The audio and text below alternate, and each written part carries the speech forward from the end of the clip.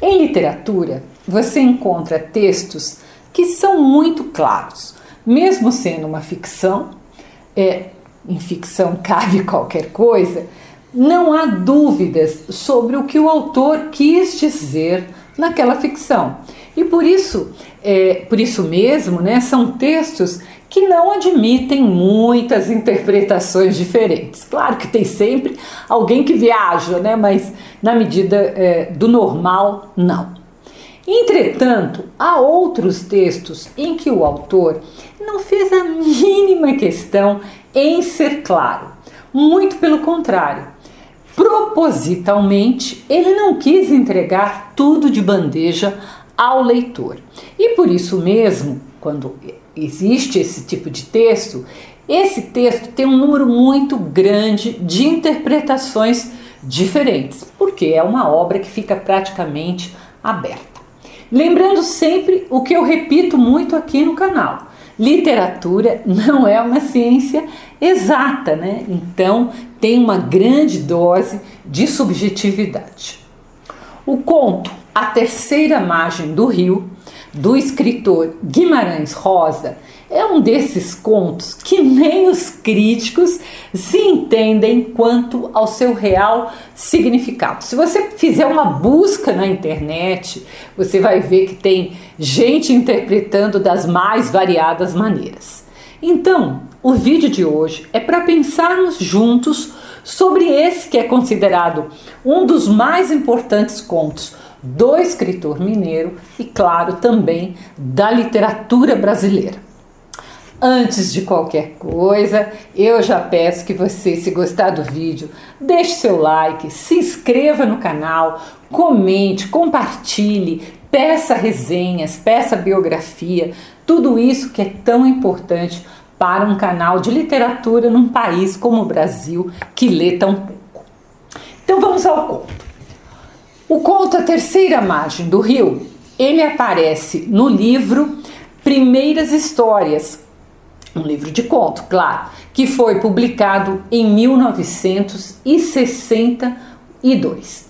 O escritor Guimarães Rosas, ele diz em uma entrevista como a ideia desse conto surgiu para ele, né? Então, vamos resgatar esse trechinho. Abre aspas. A terceira margem do rio veio-me na rua, em inspiração pronta e brusca, tão de fora que instintivamente levantei as mãos para pegá-la, como se fosse uma bola vindo ao gol e eu o goleiro. Então ele diz que ele estava na rua e ele teve então a ideia praticamente pronta deste conto, né? Uma inspiração violenta. E do que fala esse conto? Ele fala da história de um homem que um belo dia manda construir uma pequena canoa que praticamente só cabe ele mesmo, e este homem vai morar dentro dessa canoa no meio do rio que passava ali perto da sua casa, onde ele morava com a sua família.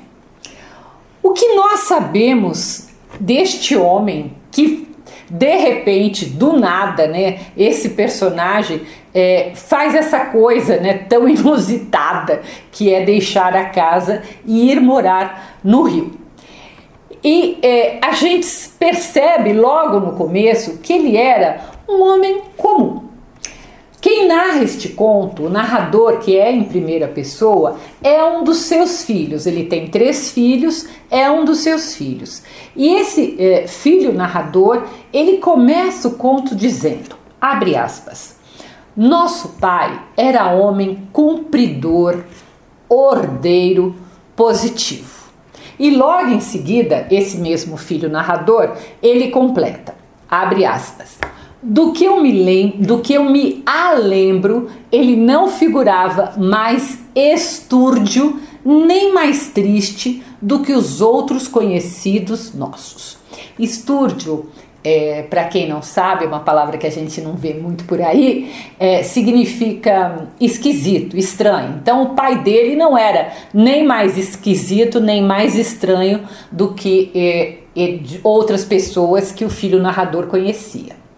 Aqui eu abro um parênteses para lembrar ou para esclarecer aqueles que não são familiarizados com a obra de Guimarães Rosa, que a sua narrativa ela é recheada de palavras que são escritas como são faladas, como elas são ditas no interior do sertão de Minas Gerais, que foi onde o escritor nasceu.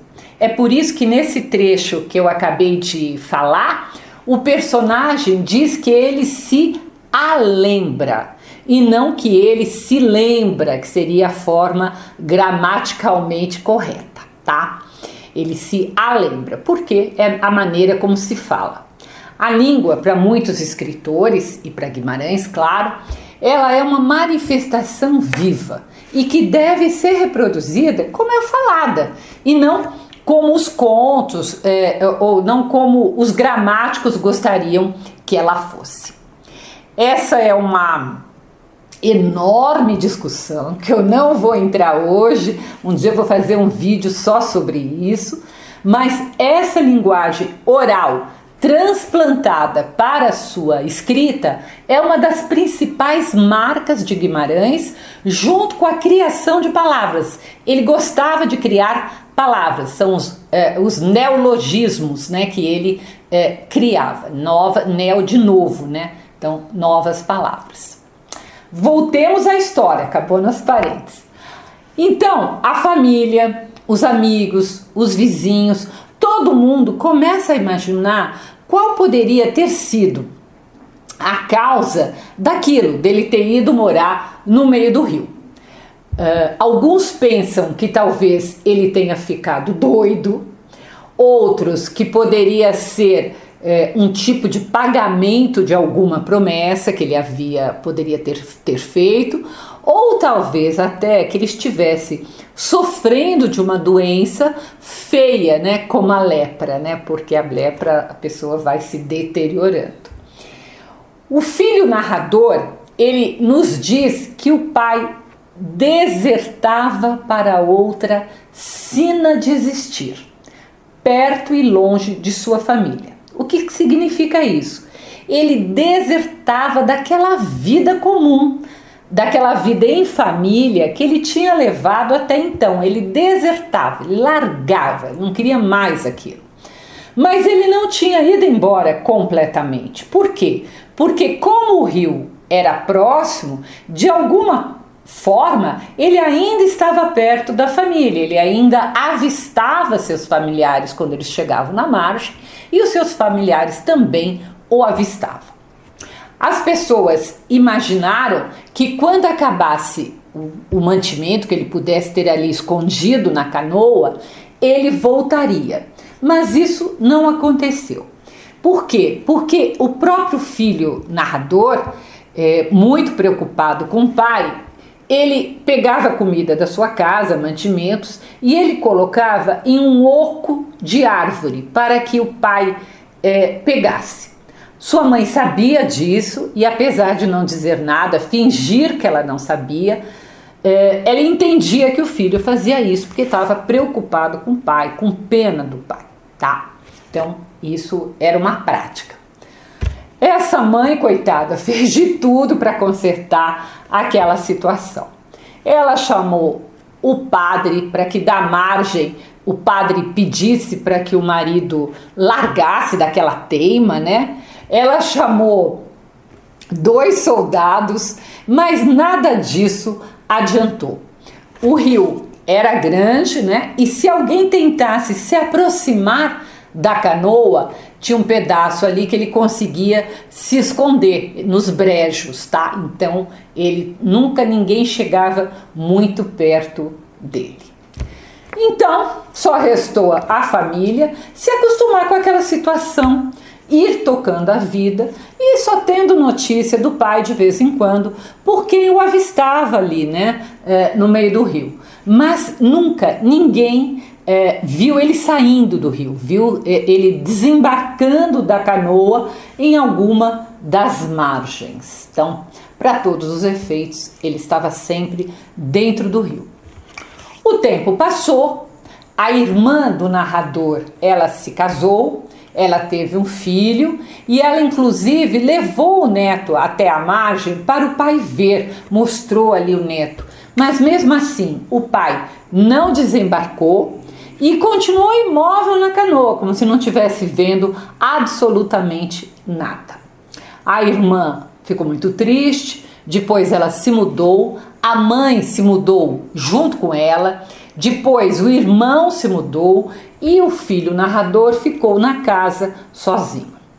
Anos passaram, mas aquele filho, de alguma forma, não conseguia se desvencilhar daquele pai. E lá ele ficou, ele não acompanhou a família, ele ficou ali junto ao pai. Quando o filho narrador já estava quase idoso, já tinha ali bastante idade, ele teve a ideia de trocar de lugar com o pai. E aí então ele foi até a margem e ele gritou que o pai viesse porque ele iria tomar seu lugar na canoa. Bem, depois de tantos anos do pai não fazer qualquer movimento, esse filho, depois que ele grita isso, ele vê o pai ficar de pé na canoa, levantar o braço para fazer uma tipo de saudação e virar a canoa em sua direção. Então tudo indicava que ele ia aceitar a proposta do filho.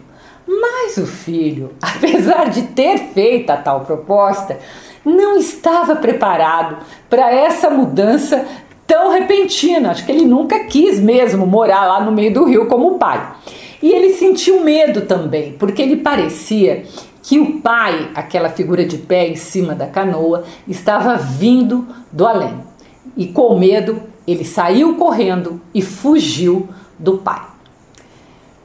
Esse filho, depois disso, ficou até doente e ele se perguntava se ele ainda era homem, depois de ter falhado de tal forma. Depois desse momento, ninguém nunca mais avistou o pai. O pai desapareceu do rio. E então, o filho diz uma frase que para mim, gente, para mim, na minha modestíssima opinião, o autor nos dá a chave para interpretar esse conto. O que o filho diz? Abre aspas. Sou o que não foi, o que vai ficar calado. Sei que agora é tarde e temo abreviar com a vida nos rasos do mundo. O filho narrador ainda pede que quando morrer, que o coloquem também em uma canoinha para que ele siga rio abaixo, rio acima, rio adentro. Então, eu acho que com essa frase, né, o Guimarães dá uma grande dica para nós. Eu disse lá no começo do vídeo que já vi gente interpretando a terceira margem desse conto como se fosse a morte. Outros interpretam como se fosse a vida. E eu não concordo muito com nenhuma dessas interpretações, né? Eu sempre penso que essa terceira margem é alguma coisa além. E toda vez que eu não me sinto muito confortável com uma interpretação de uma obra literária que alguém me dá, eu tenho por hábito procurar nas declarações do autor alguma pista, né? Normalmente, grandes autores dão muitas entrevistas, fazem bastante declaração e isso sempre nos ajuda a fazer uma melhor análise de sua obra. Então, se você pegar toda a obra do Guimarães Rosa, o rio sempre está muito presente. E outra coisa que também está muito presente é a coragem. Então, rio e coragem. E que coragem é essa? É a coragem para se entregar de corpo e alma a algo. Há um amor, há um projeto, há um sonho, não importa. É a coragem, né? É a coragem de você fazer a travessia quase do rio, né? De você buscar aquilo que você quer. Tem uma fala do personagem em Grande Sertão Veredas, livro que eu ainda estou devendo a resenha aqui no canal, vou fazer, em que o personagem ele fala sobre coragem, é uma frase bem conhecida do Guimarães Rosa. Abre aspas. O correr da vida embrulha tudo. A vida é assim, esquenta e esfria, aperta e daí afrouxa, sossega e depois desinquieta. O que ela quer da gente é coragem. Fecha.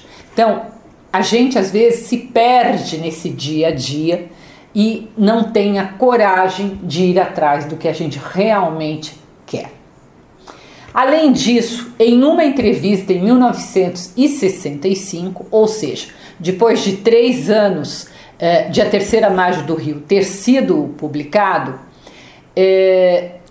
eu penso, gente, eu quero deixar claro, isso é a minha posição, tá? É a minha interpretação. Eu penso que Guimarães explica o mistério desse conto ainda mais. Então ele tem aquela frase do narrador no final, ele tem a história da coragem, mas ele tem essa entrevista. E o que ele diz? Abre aspas. Gostaria de ser um crocodilo vivendo no Rio São Francisco. Gostaria de ser um crocodilo porque amo os grandes rios, pois são profundos como a alma do homem. Na superfície são muito vivazes e claros, mas nas profundezas são tranquilos e escuros, como o sofrimento dos homens. Amo ainda mais uma coisa de nossos grandes rios, sua eternidade. Sim, rio é uma palavra mágica para conjugar eternidade. Então, percebam que até em entrevista, não apenas na obra, ele traz o rio. E para mim fica tudo muito claro com essa frase. O rio é a nossa alma, né? Então, a gente não pode ter medo de entrar no rio, como o narrador do conto que disse que ficou durante a vida toda nos rasos do mundo. A gente precisa ter a coragem de mergulhar até as profundezas da alma, aquele lugar que é escuro, né? Aquele lugar que é muito diferente da superfície. Porque aí sim você alcança a eternidade. Guimarães teve essa coragem, ele escreveu com uma técnica esmerada, né? Mas também com muita paixão. E ele se entregou a essa paixão. E com isso, a sua escrita se tornou eterna. Ele encontrou a eternidade, né? O artista Guimarães Rosa vai viver para sempre. Ou seja, ele encontrou a terceira margem. Para mim, é isso. Se você quiser conhecer minhas crônicas, eu as publico todas as terças-feiras no meu site www.miriambevilacqua.com.br. Comente, me diga qual é a sua interpretação de A Terceira Margem do Rio. Vamos ver se a gente combina ou se a gente discordar, não tem o menor problema. A graça do mundo é a diversidade de opiniões. Até o próximo post.